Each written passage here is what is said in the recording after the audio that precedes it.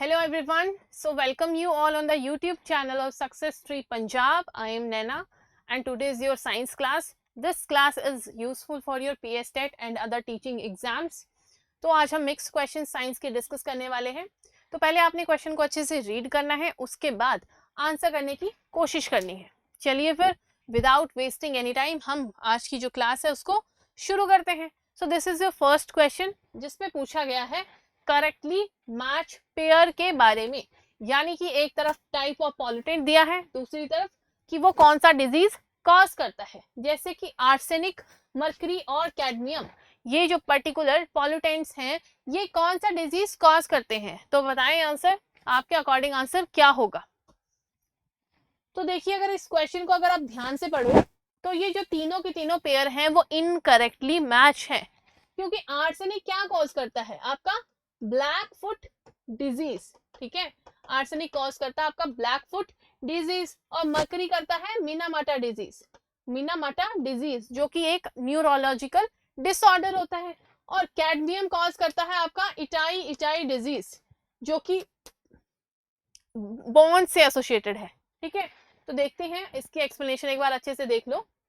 देखिए जो आपका आर्सेनिक डिजीज है, आर्सेनिक पॉल्यूटेंट है, वो कॉज करता है skin lesions, cancer and black foot disease. जबकि दूसरी तरफ कॉलरा वहां पे ऑप्शन में दिया था. कॉलरा एक बैक्टीरियल डिजीज है जो कि कॉज्ड बाय विब्रियो कॉलरा. ठीक है, जो मर्करी है वो कॉज करता है आपका मीनामाटा डिजीज जो कि एक न्यूरोलॉजिकल डिसऑर्डर है. ठीक है, और कैडमियम कॉज करता है इटाई इटाई डिजीज जिससे आपको जो बोन्स होती हैं, जॉइंट्स होती हैं, उसमें सिवियर पेन देखने को मिलती हैं. तो जितने भी आपके पॉल्यूटेंट्स हैं मेजर, उन वो कौन सा डिजीज कॉज करते हैं वो आपको बेसिक्स आइडिया होना चाहिए. राइट, चलिए नेक्स्ट क्वेश्चन पे चलते हैं. नेक्स्ट क्वेश्चन पूछा गया है which one of the following chromosomes has a mismatch pair in a normal human male. जी ऑप्शन देखें और फिर आंसर करने की कोशिश करें. देखिए क्वेश्चन में पूछा गया है chromosome has a mismatched pair in a normal human male. सभी को पता है जो हमारे ह्यूमन बॉडी है उसमें 46 क्रोमोसोम्स होते हैं और कितने पेयर्स होते हैं 23 पेयर्स ऑफ क्रोमोसोम होते हैं. Right, 23 pairs of chromosome. और जो आपका 23rd पेयर होता है वो डिसाइड करता है, क्या डिटरमाइन करता है, सेक्स ऑफ द चाइल्ड. जैसे एक्स एक्स हुआ तो गर्ल होगी और वाई होगी तो बॉय होगा. ठीक है, तो एक्स वाई, जो वाई होता है वो सिर्फ मेल्स के पास ही होता है. ठीक है, तो आपको ये बेसिक सा डिफरेंस पता होना चाहिए. बाकी जो 22 पेयर्स होते हैं उसको ऑटोसोम्स कहते हैं and these are identical in both males and females. But जो 23rd होता है, 23rd पेयर, उसको बोलते हैं हम sex chromosome which determine the individuals biological sex. Right, तो इसका राइट आंसर होगा आपका option number C, X chromosome. चलिए नेक्स्ट क्वेश्चन पे चलते हैं. नेक्स्ट क्वेश्चन में पूछा गया है अबाउट ग्रीन हाउस गैसेस कि इनमें से कौन सा करेक्टली मैच है pair of green houses gas. तो आपको पता होना चाहिए पहले तो ग्रीन हाउस गैसेस होती कौन सी है. ठीक है, क्वेश्चन को अच्छे से रीड करो और आंसर करने की कोशिश करो. देखिए सबसे पहले तो आपको बेसिक में बता दूं, अगर ये सन है, ठीक है, तो सन से आने वाली जो रेडिएशन है, ये मान लो अर्थ का सरफेस है. सन से आने वाली रेडिएशन एक तो होती है आपकी यूवी रेज. ठीक है, बट जो और रेडिएशन आती हैं उनको क्या बोला जाता है, शॉर्ट वेव रेडिएशंस. ठीक है, शॉर्ट वेव रेडिएशंस अर्थ जो सन से आने वाली रेडिएशन होती है. और जो कुछ टकरा के वापस चली जाती हैं, कुछ रेस टकरा के वापस चली जाती हैं एटमॉस्फेयर में, उनको क्या बोलते हैं हम, इंफ्रारेड रेडिएशंस. Infrared radiations. ठीक है, अब हमारा जो अर्थ का एटमॉस्फेयर है वो कुछ गैसेस को ट्रैप करके रख लेता है जो कि जरूरी होती है. क्यों, नॉर्मल वार्मिंग के लिए. नॉर्मल जो अर्थ का टेम्परेचर है उसको मेंटेन करने के लिए कुछ ग्रीन हाउस गैसेस की कॉन्सेंट्रेशन होना इंपॉर्टेंट होती है. लेकिन जो आपका ग्रीन हाउस गैस इफेक्ट है उससे क्या हो रहा है, ये जो ग्रीन हाउस गैसेस हैं इनकी कॉन्सेंट्रेशन जरूरत के हिसाब से ज्यादा ट्रैप होके रह रही हैं, जिससे जो नॉर्मल अर्थ का टेम्परेचर है उससे उसका लेवल बढ़ रहा है। उसी को क्या कहा जाता है, उसी पर्टिकुलर फिनोमिना को कहा जाता है ग्रीन हाउस वार्मिंग। ठीक है, ग्लोबल वार्मिंग, ग्लोबल वार्मिंग का वो फिनोमिना है। ठीक है, ग्लोबल वार्मिंग। और ये ग्लोबल वार्मिंग ही क्या कॉज कर रहा है, क्लाइमेट चेंज कॉज कर रहा है। ठीक है, तो ये सारा का सारा इंटरकनेक्टेड है। तो इसमें आपसे पूछा गया है ग्रीन हाउस गैसेस कौन सी हैं। चलो, तो आंसर होगा आपका option number D, CFC, CO2, CH4 और NO2। तो ये आपने ध्यान रखना है कि ग्रीन हाउस गैसेस कौन कौन सी हैं। ठीक है, चलिए, इसके अलावा मैंने और भी डिटेल्स मेंशन की हैं। जैसे देखिए, CO2, मीथेन, नाइट्रस ऑक्साइड, आपका वाटर वेपर्स, CFC, सारी की सारी ये ग्रीन हाउस गैसेस हैं। पॉइंट कैच क्या करना है आपने कि वाटर वेपर भी एक ग्रीन हाउस गैस है, राइट। चलिए, और इसके अलावा हम एनवायरमेंट सेक्शन में ये डिटेल में पढ़ते हैं ग्लोबल वार्मिंग पोटेंशियल के बारे में, जिसमें हम रेफरेंस के लिए किसको लेते हैं, CO2 को, कार्बन डाइऑक्साइड को, क्योंकि इसका जो ग्लोबल वार्मिंग पोटेंशियल है वो 1 कंसीडर करते हैं। और इसका लाइफ टाइम कितना होता है, मतलब ये एटमॉस्फेयर में कितने साल तक रहती है, 50 से 200 साल तक। ठीक है, उसके बाद ग्लोबल वार्मिंग पोटेंशियल में नंबर आता है आपका मीथेन का, इसका 21 नंबर है, इसका लाइफ टाइम है 12 साल। तो ये भी बेसिक्स आपको पता होने चाहिए। ठीक है, और ये भी मैंने आपको मेंशन किया है कि जितनी भी हमारी ग्रीन हाउस गैसेस हैं ये कहाँ से आती हैं, प्रोड्यूस कहाँ से होती है, सोर्स कहाँ है इनका। जैसे कार्बन डाइऑक्साइड कैसे प्रोड्यूस की जाती है, जब भी हम फोसिल फ्यूल को बर्न करते हैं, डिफॉरेस्टेशन करते हैं, तो ये क्या कॉज करती हैं, कार्बन डाइऑक्साइड प्रोड्यूस होती है। ठीक है, उसी तरह से बाकी के भी एग्जांपल मैंने मेंशन किए हुए हैं, आपने इनको एक बार रीड कर लेना है। ठीक है, चलिए नेक्स्ट क्वेश्चन देखो। ओके, नेक्स्ट क्वेश्चन में पूछा गया है which one of the following statement is true with regard to the image formation by 2 eyes of a person.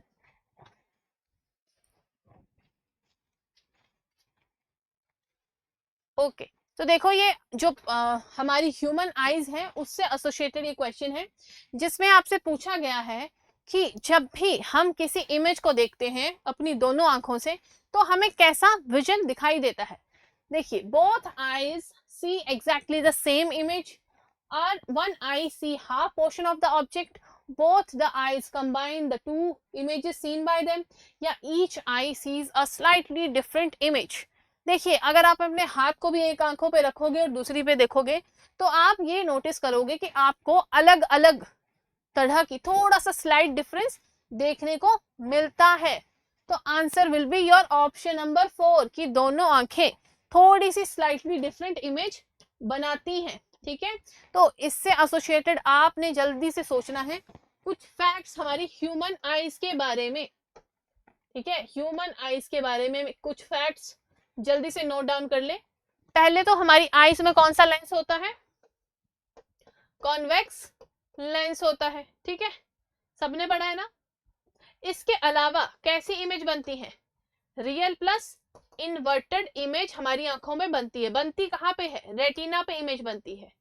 कहाँ पे इमेज बनती है, रेटिना पे। रियल और इन्वर्टेड उल्टी इमेज बनती है, ये भी आपको आइडिया होना चाहिए। ठीक है, इसके अलावा आईज रिलेटेड डिजीजेस के बारे में भी जल्दी से हम रिकॉल कर लेते हैं। एक होता है कैटरैक्ट, जिसको बोलते हैं मोतियाबिंद, वो विद एज आपको देखने को मिलता है, उससे आईज हमारी क्लाउडी हो जाती है, वाइट वाइट हो जाती है। वो विद एज ही आपको देखने को मिलता है, जैसे जैसे इंसान से जो है उसकी एज आ जाती है, सीनियर सिटीजन बन जाता है, तो आपने देखा होगा कि प्रॉपरली दिखाई नहीं देता है। ठीक है, इसके अलावा जो प्रेस बायोपिया होता है उस केस में भी प्रॉपरली देख नहीं पाते हैं, वो भी एज से एसोसिएटेड आई डिजीज है। इसके अलावा एक होता है मायोपिया, एक होता है आपका प्रेस हाइपरमेट्रोपिया। मायोपिया का केस में क्या होता है, हमें दूर का नहीं दिखाई देता है, और हाइपरमेट्रोपिया का केस में हमें पास का ही नहीं दिखाई देता है। और मायोपिया को नियर साइटेडनेस कहा जाता है और हाइपरमेट्रोपिया को फार साइटेडनेस कहा जाता है। मायोपिया को क्योर करने के लिए हम यूज करते हैं कॉनकेव लेंसेज, और हाइपरमेट्रोपिया को क्योर करने के लिए हम यूज करते हैं कॉन्वेक्स लेंसेज, और प्रेसबायोपिया को ठीक करने के लिए हम यूज करते हैं बाइफोकल लेंसेज। तो मैंने आपको सारा का सारा याद करवा दिया। होपफुली आपने भी ये चीजें खुद से रिकॉल कर ली होंगी, राइट। चलिए नेक्स्ट क्वेश्चन पे चलते हैं जी। इथेनॉल ब्लेंडिंग प्रोग्राम से एसोसिएटेड करेक्ट स्टेटमेंट पूछी गई है, जल्दी से स्टेटमेंट पढ़ें और आंसर करें। पहली स्टेटमेंट बोल रही है जो इथेनॉल ब्लेंडिंग प्रोग्राम है कब लॉन्च किया गया था, 2003 में, और इसका टारगेट क्या था, 10% ब्लेंडिंग करनी थी। और नेशनल पॉलिसी ऑन बायोफ्यूल आई थी 2018 में, अमेंड हुई थी 2022 में, और टारगेट था 20% ब्लेंडिंग करनी है, कब तक, 2025-26 तक। और ethanol blending in India reached 14.60 इन 2023 और 2024, मतलब इतना टारगेट हमने अचीव कर लिया था। और India has a target of achieving 30% ethanol blending in petrol by 2030। चलो सोचो पहले, फिर मैं आंसर बताऊंगी। इथेनॉल ब्लेंडिंग बहुत ही ज्यादा न्यूज में है, इसलिए मैं आपको ये क्वेश्चन करवा रही हूँ, कहीं ना कहीं किसी पेपर में आपको जरूर देखने को मिलेगा। सोचिए।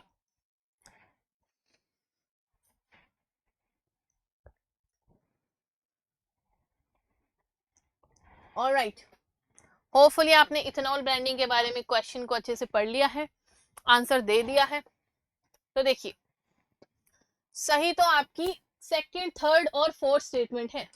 अब देखिए, इनको भूल जाइए, अब जो मैं एक्सप्लेनेशन बोलने वाली हूँ उस पर ध्यान दो, राइट।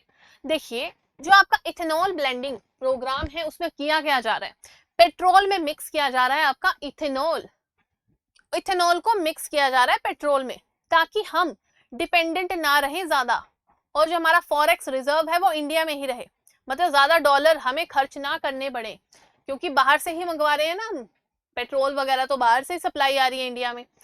तो इसमें क्या हो रहा है, हम पेट्रोल में मिक्स कर रहे हैं इथेनॉल को, और इथेनॉल बना कैसे रहे हैं, जितनी भी हमारी क्रॉप्स हैं, क्रॉप रेजिड्यू है, उससे इथेनॉल बनाया जा रहा है, जिससे फार्मर्स को भी फायदा हो रहा है, और हमारा जो एक्सपोर्ट्स इंपोर्ट्स हैं वो भी थोड़े कम हो रहे हैं। अब 2002 और 3 में ये इथेनॉल ब्लेंडिंग का प्रोजेक्ट लाया गया था इंडिया में। इसमें टारगेट रखा गया था कि हम 5% ब्लेंडिंग करेंगे, 10% नहीं, 5% हमने शुरुआत में अपने लिए टारगेट रखा था कि 5% ब्लेंडिंग करके देखते हैं। उसके बाद 2018 में हमारी नेशनल बायोफ्यूल पॉलिसी आई, फिर इसकी भी अमेंडमेंट्स आई, तो इसमें बोला गया कि हमें 20% ब्लेंडिंग करनी है by the end of year 2025। 2025 तक हमें 20% इथेनॉल ब्लेंडिंग का टारगेट अचीव करना है, जो कि हमने टाइम से पहले ही अचीव कर लिया। अब इंडिया का जो न्यू टारगेट है वो है 30% ब्लेंडिंग का, 30% हमें पेट्रोल में अपने इथेनॉल मिक्स करना है 2030 तक, 30%, राइट। लेकिन इसके कुछ एडवांटेज तो हैं ही, लेकिन कुछ डिसएडवांटेज भी हैं।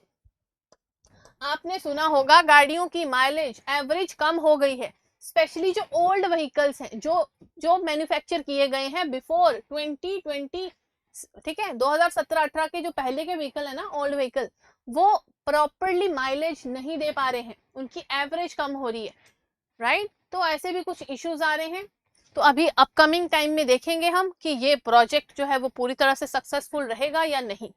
ऑलराइट, तो होपफुली आपको समझ आ गई होंगी चीजें, जितनी भी इथेनॉल ब्लेंडिंग से इंपॉर्टेंट रिलेटेड न्यूज थी। चलो नेक्स्ट क्वेश्चन देखो, which one of the following on adding to water will not scatter a beam of light। मैंने बहुत बार क्वेश्चन करवाया है, ये टिंडल इफेक्ट से क्वेश्चन है, और ये मैं इसलिए करवाती हूँ क्योंकि पेपर में जहां से क्वेश्चन आने हैं वो ही नहीं हुए आपसे, तो फायदा क्या फिर पढ़ना कितना, ठीक है। तो टिंडल इफेक्ट से बहुत इंपॉर्टेंट क्वेश्चन बनते हैं। तो बताएं, पानी को किसके साथ, मतलब पानी में क्या ऐड किया जाएगा कि आपको टिंडल इफेक्ट यानी कि scatter of beam of light नहीं दिखाई देगी। सोच के आंसर बताएं, पहले सोचिए आंसर को। Copper sulphate, chalk powder, milk या इंक।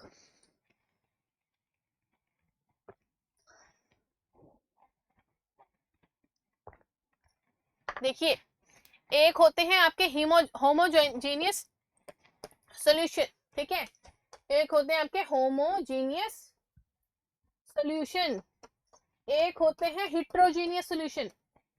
ये मैं क्यों बताती हूँ बार बार, ताकि आपके दिमाग में पूरी की पूरी इंफॉर्मेशन छप जाए। देखिए, जो आपके ट्रू सोल्यूशन होता है ना, ट्रू सोल्यूशन, उसको बोला जाता है होमोजीनियस सॉल्यूशन, वो होता है ट्रू सॉल्यूशन। मतलब यहाँ पे जो मिक्सिंग की जाएगी ना वाटर के साथ, मान लो वाटर में ऐड किया गया है सॉल्ट, ये प्रॉपरली मिक्सअप हो जाएगा, इसमें आपको जो पार्टिकल्स है वो बिल्कुल भी दिखाई नहीं देंगे। क्यों? क्योंकि इसमें जो पार्टिकल साइज है वो कितना रहेगा, less than 1 nanometre, less than 1 nanometre. 1 nanometre की वैल्यू क्या थी, 10⁻⁹। तो जो आपका होमोजीनियस सॉल्यूशन होगा, ट्रू सॉल्यूशन होगा, उस पर्टिकुलर केस में आपको कोई भी scattering of a beam of light नहीं दिखाई देती है, यानी कि टिंडल इफेक्ट नहीं दिखाई देता है, टिंडल इफेक्ट नहीं दिखाई देता है होमोजीनियस और ट्रू सॉल्यूशन में। बट जो आपका कोलाइडल सॉल्यूशन हो या सस्पेंशन सॉल्यूशन हो, जो किस कैटेगरी में आते हैं आपके, हेट्रोजीनियस सॉल्यूशन की कैटेगरी में, वहां पे आपको टिंडल इफेक्ट दिखाई देता है। क्यों? क्योंकि जो आपका हेट्रोजीनियस सॉल्यूशन में आते हैं सस्पेंशन सॉल्यूशन और कोलाइडल सॉल्यूशन, इनमें पार्टिकल साइज ज्यादा होता है, मोर देन 1 नैनोमीटर होता है, तो इन केस में आपको टिंडल इफेक्ट दिखाई देता है। तो जब भी आप पानी में कॉपर सल्फेट मिक्स करोगे तो ये बना देगा ट्रू सॉल्यूशन। क्या बना देता है, एक ट्रू सॉल्यूशन। ट्रू सॉल्यूशन मतलब particle size less than 1 nanometre रहेगा इस पर्टिकुलर केस में, जहां पे आपको टिंडल इफेक्ट नहीं दिखाई देगा। तो answer will be your option number A, copper sulphate. बाकी के ये जो चॉक पाउडर, मिल्क, इंक, ये किसके सॉल्यूशन ऑप्शन है, ये सस्पेंशन और कोलाइडल सॉल्यूशन के ऑप्शंस है। ठीक है, चलिए नेक्स्ट देखिए, नेक्स्ट क्वेश्चन। चलो क्वेश्चन को पहले रीड करो फिर आंसर करो। पूछा गया है when a stone tied to a string is whirled in a circle the work done on it by the string. बहुत ही अच्छा क्वेश्चन है, दो कॉन्सेप्ट को मिक्स करके क्वेश्चन बनाया है। एक तो आपका सेंट्रीपिटल और जो सेंट्रीफ्यूगल फोर्स होती है उससे क्वेश्चन है, और वर्क डन को मिक्स किया है। बताएं, सोचें और फिर बताएं।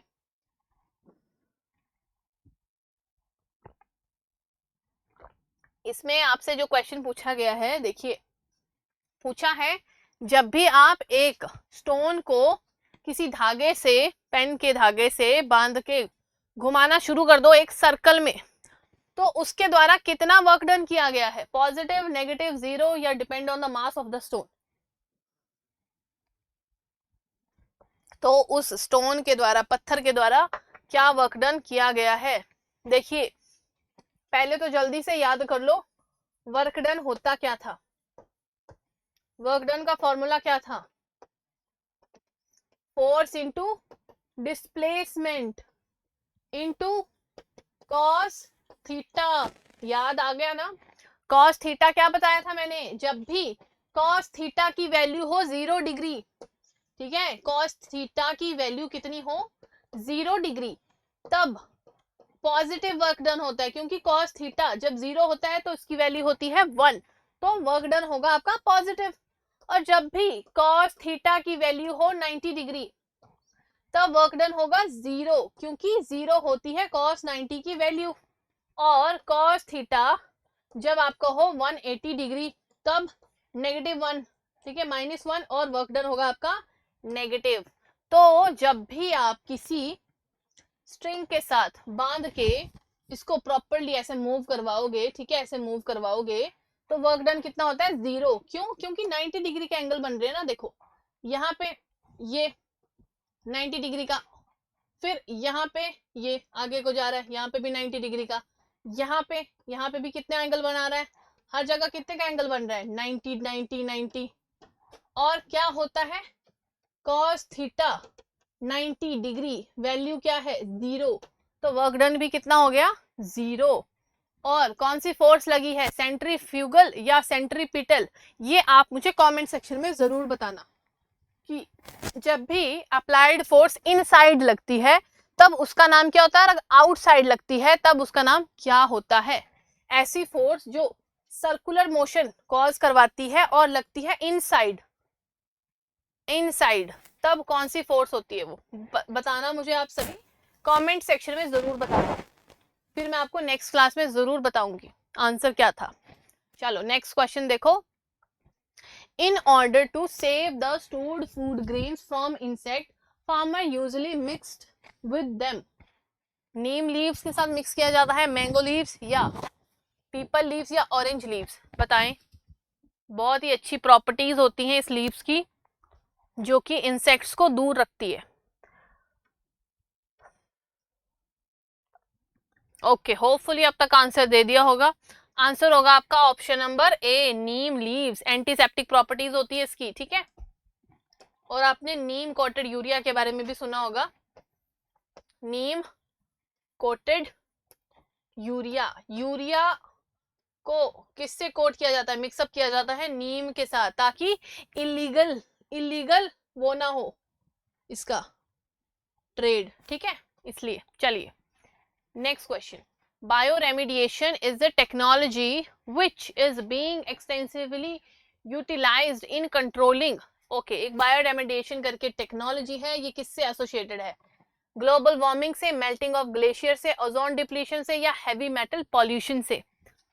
ओके, तो देखिए इसका आंसर होगा आपका ऑप्शन नंबर डी, ये एसोसिएटेड है, ये टेक्नोलॉजी हैवी मेटल पॉल्यूशन से एसोसिएटेड टेक्नोलॉजी है। क्या है? Bioremediation is a waste management technique that uses living organisms such as microorganisms like bacteria and fungi or plant to neutralize or remove pollutant from a contaminated site, right? तो ध्यान रखना है, ऐसी अगर technology के बारे में पूछ लिया जाए तो ये किससे एसोसिएटेड है। चलिए नेक्स्ट क्वेश्चन देखो, इंटरेस्टिंग क्वेश्चन है, ध्यान से रीड करना है।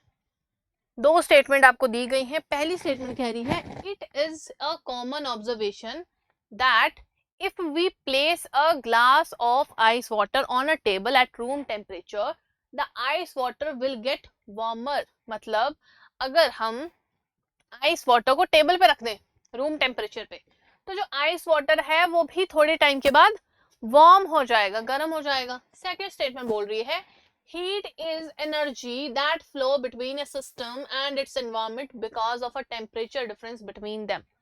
All right, तो आपने law of conservation of heat और एनर्जी के बारे में पढ़ा होगा।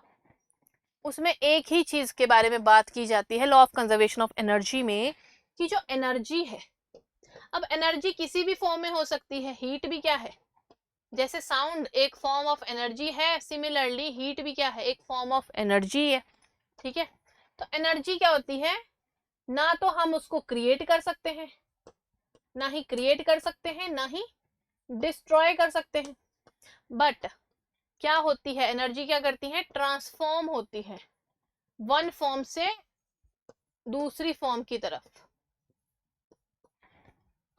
मतलब energy can neither be created nor be destroyed but it can transform into one place to another, मतलब एक जगह से दूसरी जगह तक ट्रांसफॉर्म होती है। पढ़ा है हमने। तो अब बताओ दोनों की दोनों स्टेटमेंट सही है या गलत है? बिल्कुल सही स्टेटमेंट है ना, क्योंकि एनर्जी क्या हो रही है, हीट एनर्जी क्या हो रही है, एक्सचेंज हो रहा है, तो तभी तो पानी गर्म हो रहा है उस रूम टेम्परेचर पे जो आइस मेल्टिंग आइस वाटर था, ठीक है। तो दोनों की दोनों स्टेटमेंट सही है, और जो सेकंड स्टेटमेंट है वो एक्सप्लेन कर रही है फर्स्ट वाले स्टेटमेंट को, राइट। चलिए नेक्स्ट क्वेश्चन देखो। नेक्स्ट क्वेश्चन पूछा गया है which type of pen use capillary action in addition to gravity for flow of ink. जी, कैपिलरी एक्शन क्या होता है? पहले तो आपको कैपिलरी एक्शन के बारे में पता होना चाहिए। कैपिलरी एक्शन आपको देखने को मिलता है जब हमारी प्लांट्स में रूट्स वाटर को अपने वाटर को पूरा एक्सट्रैक्ट करके अपर पार्ट्स पे पहुंचाती है, तो क्या होता है, कैपिलरी एक्शन ही परफॉर्म करती हैं वो। तो सिमिलरली ग्रेविटी के इन्फ्लुएंस में कैपिलरी एक्शन हो रहा है, वो कौन सा पेन करता है? Obviously fountain pen. स्याही भरते हो ना आप, स्याही भरते हो उस पेन से, बस वही है, ठीक है। उसी में क्या हो रहा है, कैपिलरी एक्शन परफॉर्म किया जा रहा है, nothing more than that. Next question, twinkling of a star it is due to. तारे जो आपके टिमटिमाते हैं ना, उसके पीछे रीजन क्या होता है?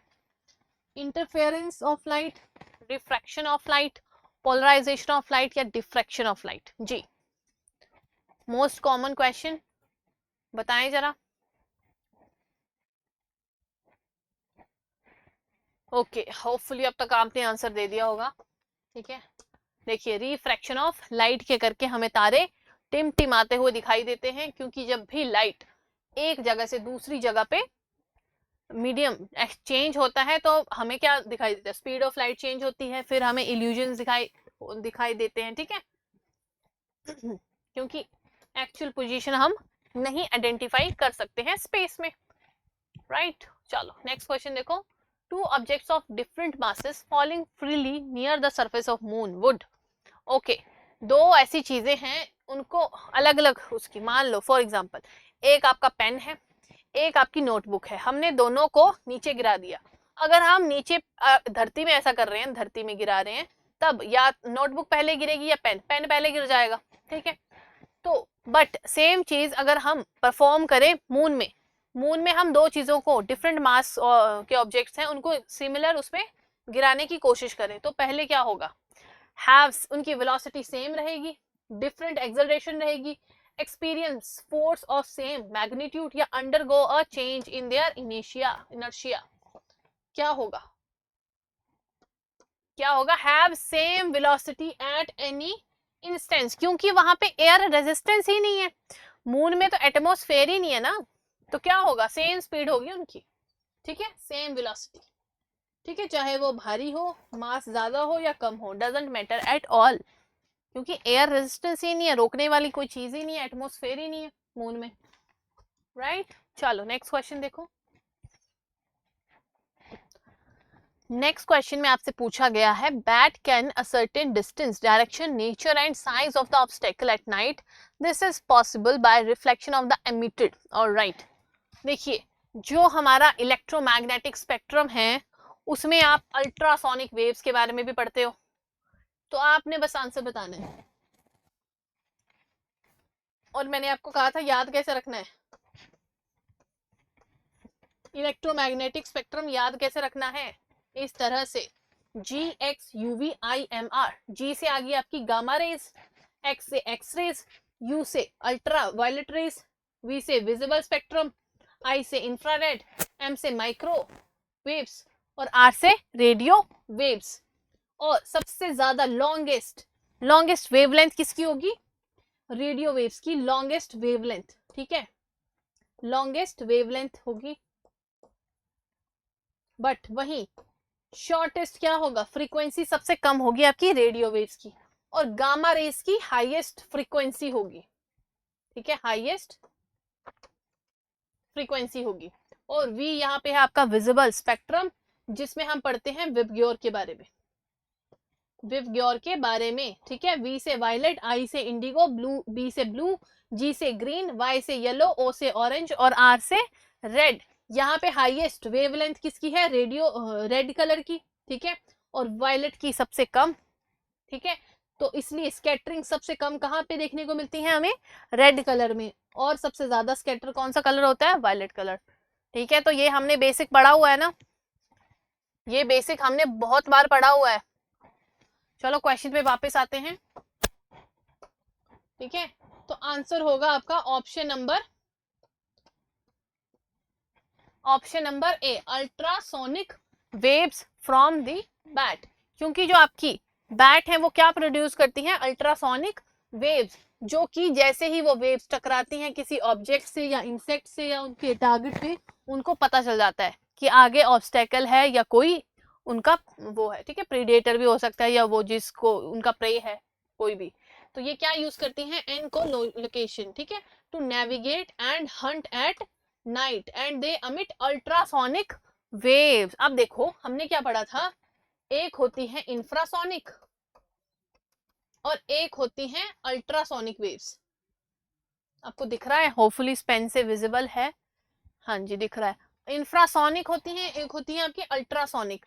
इंफ्रासोनिक में फ्रीक्वेंसी क्या रहती है, इंफ्रासोनिक में फ्रीक्वेंसी रहती है लेस देन 20 हर्ट्ज, जबकि अल्ट्रासोनिक में फ्रीक्वेंसी रहती है मोर देन 20,000 हर्ट्ज, ठीक है। और नॉर्मल ह्यूमन रेंज कितनी होती है, हमारे कान जो ह्यूमन बींग्स कितनी रेंज तक सुन सकते हैं, 20 से लेके 20 के 20,000 हर्ट्ज तक की फ्रीक्वेंसी हम सुन सकते हैं। तो ये बेसिक्स हमने बहुत बार पढ़े हुए हैं, ठीक है। चलो last question of the day, इसका आंसर बताएं। ऑलराइट, इसमें पूछा गया है a coin in a beaker filled with water appear raised, the phenomena occur because of the property of. जी, आपने देखा होगा जब भी आप किसी बीकर में, ठीक है, बीकर में पानी भरा हुआ है, आपने कॉइन रखा है, ठीक है, ये एक सिक्का रखा हुआ है ये, लेकिन आपको हमेशा इधर जैसे इसकी पोजीशन दिखेगी, आपको लगेगा ऊपर जैसे ही है पानी के, लेकिन एक्चुअल पोजीशन यहाँ पे होती है। तो ऐसा क्यों होता है? क्यों? क्योंकि जब भी लाइट ट्रेवल करती है रेयरर मीडियम से डेंसर मीडियम की तरफ, तो लाइट की जो स्पीड ऑफ लाइट है वो कम हो जाती है जब भी लाइट रेज ट्रेवल करेंगी रेयरर से डेंसर मीडियम की ओर, और आपको फिर ऐसा इल्यूजन दिखाई देता है। ठीक है, क्या होता है, यहाँ पे परपेंडिकुलर बन जाएगा, ठीक है, और आपको जो एक्चुअल लोकेशन है यहाँ नहीं दिखाई देगी, यहाँ पे दिखाई देगी। ठीक है, तो ये सारा कॉन्सेप्ट है, मैंने बहुत बार क्लासेस में करवाया हुआ है। तो ये दिखाई देता है due to refraction of light के करके। ठीक है, इसके साथ साथ और भी फिनोमिना होते हैं, एक होता है रिफ्लेक्शन, एक होता है रिफ्रैक्शन, और एक होता है टोटल इंटरनल रिफ्लेक्शन। ठीक है, ये आपने देखा होगा। ठीक है, इंसिडेंट एंगल ये है, एंगल ऑफ इंसिडेंस, और एंगल ऑफ रिफ्रैक्शन ये है। ठीक है, तो ये सब हमने बहुत बार क्लासेस में डिस्कस किया हुआ है। Alright, so this was it from my side. Hopefully आपको जो सेशन है वो फ्रूटफुल लगा हो, अच्छा लगा हो। तो do like, share and subscribe to our YouTube channel.